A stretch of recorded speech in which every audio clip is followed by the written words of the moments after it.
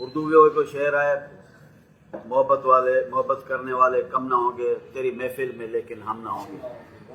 अॼु असां महफ़िल में वेठा आहियूं, सुभाणे असां मां थी सघे थो हिकु अधु खुटल हुजे। जिन ही महफ़िलूं मचायूं, जिन्हनि जो संगे बुनियादु रखियो, जेके हिन जा बानीकार हुआ, हिन महफ़िल जा, हिन ऑफिस जा, हिन लाइब्रेरी जा, हिन सिंधियत बि संगत शाख तनूम खान जा, उन्हनि मां काफ़ी दोस्त अॼु असां वटि मौजूदु न आहिनि, पर उन्हनि जूं यादूं, उन्हनि जूं महिनतूं, उन्हनि जो ख़ुलूस, उन्हनि जो कयल पोखियल ॿूटो जंहिंखे असीं पाणी ॾियूं पिया, उहो असां वटि मौजूदु आहे ऐं असीं उनजो हिसो आहियूं। त असांजो फ़र्ज़ु बणिजे थो त असीं उन्हनि खे यादि करियूं। उन्हनि बानीकार उन्हनि मां हिकिड़ो असांजो तन मोहम्मद ख़ान जो साईं परवानो भट्टी आहे, जेको सिंधियत बि तन मोहम्मद ख़ान जो बानीकारनि में संदसि नालो शुमारु थिए थो।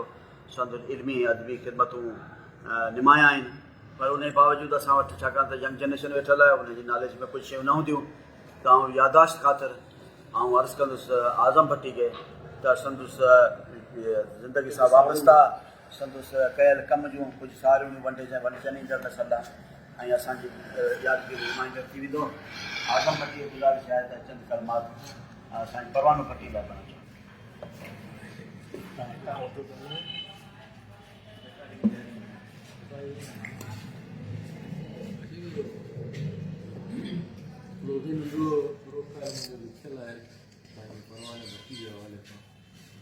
परवानो भट्टी साहब सिंधियत जी संगत शाख तन मोहम्मद ख़ान जो बानीकार जीअं 1953 में सिंधियत जी संगत शाख तन मोहम्मद ख़ान जो बुनियादु रखियो ऐं उन सां गॾु प्रेस क्लब तन मोहम्मद ख़ान जो बानीकार परवानो भट्टी साहब आहे।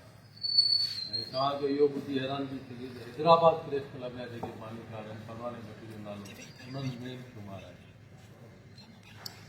सिंधी ॿोली जो नाले वारो अदीब, दानिश्वर, शाइर, कंपेर, शाह लतीफ़ जो आशिक़, दोनों साहसी, अदाकार ऐं सदाकार परवानो भट्टी 16 फरवरी 1934 दादू ज़िले जे कुलजी स्टेशन लॻ ॻोठ प्यारो वाराई में पैदा थियो। संदसि असुलु नालो मेवो ख़ान भट्टी हो। संदसि वालिद जो नालो गुल मोहम्मद ख़ान भट्टी हो, जेको पुलिस खाते में मुलाज़िम हो। परवाने भट्टी जो ख़ानदान संदसि वालिद जी बदिली सबबु 1950 धारे लॻे अची तन मोहम्मद ख़ान शहर में रिहाइश कई। बालकपण खां ई लिखण पढ़ण जे चाह मंझि लातदाद अलाइक़ूं पैदा कयूं। 1947 खां उफ़ाफ़ जी शुरूआति करे चुको ऐं 1950 धारे तन मोहम्मद ख़ान में इबरत जो नुमाइंदो मुक़ररु थियो। 1950 में ब्रिटिश अदबी काउंसिल में शरीक थी बाक़ाइदे अदबी सफ़र जी शुरूआति कयई। गीत, गज़ल, नज़म ऐं लातदाद किता लिखी पंहिंजे अदबी हैसियत मंझाई। 1953 में हुन तन मोहम्मद ख़ान में प्रेस क्लब ऐं सिंधियत जी संगत शाख तन मोहम्मद ख़ान जो बुनियादु विधो। 1954 खां हफ़्तेवार इबरत में बाक़ाइदगी सां संदसि किताब छपजणु लॻा। उन वक़्तु उर्दू ज़बान जे बहितरीनु शाइर रईस अमरोही जंग अख़बार में किताब लिखिया, जेको पिणु परवाने भट्टी जे सिंधी कितनि जो मुतहरिफ़ हो। हिलाल पाकिस्तान या आफ्ताब अख़बार में परवाने भट्टी जा लातदाद किताब शाया थिया। शाइरी में संदसि उस्ताद ग़ुलाम अहमद गिरामी साहब ऐं शेख इब्राहिम खलील हुआ। परवानो भट्टी 1957 में तपेदारी जो इम्तिहान पास करे सरकारी नौकरी में लॻो, पर अदब सां एॾी लॻा खेसि नौकरी तरफ़ माइल न करे सघियो। 1 साल बाद नौकरी छॾे वरी अची अदबी दुनिया वसाई।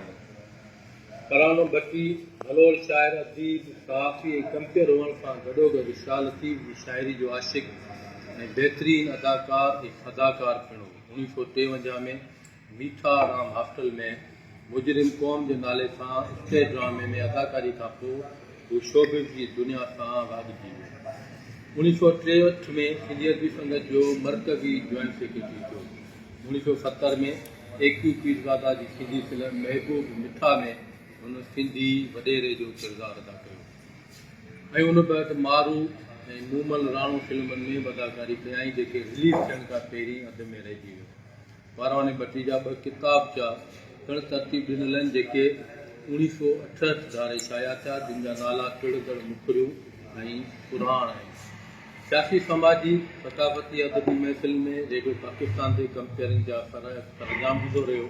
रेडियो पाकिस्तान हैदराबाद जे क़याम खां वठी उन सां आख़िरी दम ताईं लाॻापियल रहियो। हैदराबाद ऐं तन मोहम्मद ख़ान प्रेस क्लबनि जे बानीकारनि में शामिल रहंदे प्रेस क्लब तन मोहम्मद ख़ान, प्रेस क्लब हैदराबाद, सिंधियत जी संगत मरकज़ समेत केतिरनि ई इदारनि जे थींदड़ चूंडुनि में केतिरा ई ज़िला इलेक्शन कमीशन जो सरबराह रहियो ऐं सिंधी अदबी board J board of governors ऐं सिंध टेक्स्ट बुक बोर्ड जे निसाब कमेटी जो मेंबर पिणु रहियो।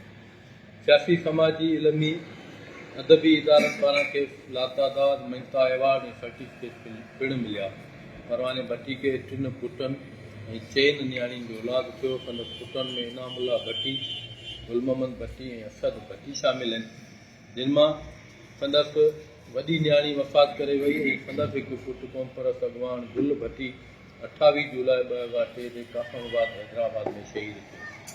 परवाने भट्टी 1 दिसंबर 2016 ते शुगर, हाई ब्लड प्रेशर ऐं दिमाग़ी मर्ज़ में कुझु अर्सो मुब्तला रहण बैदि हैदराबाद जी हिकु निजी अस्पताल में वफ़ात कई। खेसि टनो मोहम्मद खान जे पीर शाह कब्रिस्तान में सवें आलिन अखियुनि सां मिटी मां हवाले कयो वियो। संदसि वफ़ात बाद संदसि आत्मकथा किताब ज़िंदगी जा वर्क 2017 में कविता पब्लिकेशन हैदराबाद पारां छपजी पधिरो थियो, जेको किताब ताज जोए तरतीब ॾिनो। संदसि शाइरी जो वॾो ज़ख़ीरो अञा ताईं छपजी न सघियो आहे ऐं उन हवाले सां परवानो भट्टी किते जी सिंध में जेका शोहरत माणी संदसि हज़ारे किता जेके आहिनि उहे अञा ताईं छपजी न सघिया आहिनि। संदसि चूंड कलाम जेको आहे उन्हनि मां हिकिड़ो तव्हां सां वंड कंदो हलां। सम्झी की न तूं सघंदे मिठड़ा मस्ताननि जी ॿोली, सम्झी की न तूं सघंदे मिठड़ा मस्ताननि जी ॿोली, दीवाननि जी ॿोली, फरज़ाननि जी ॿोली, हूरनि ई परियनि जी दुनिया बेशक सुहिणी आहे, गौर कंदे त उते बि ॿुधंदे इंसाननि जी ॿोली।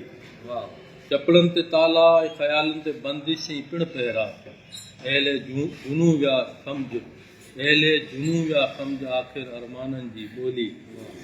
हेॾी दिलि हेॾो जिगर घुरिजे थो सच चवण जे लाइ, हेॾी दिलि हेॾो जिगर घुरिजे थो सच चवण लाइ, तूं त हक़ीक़त ते बि चवीं थो अफ़साननि जी ॿोली।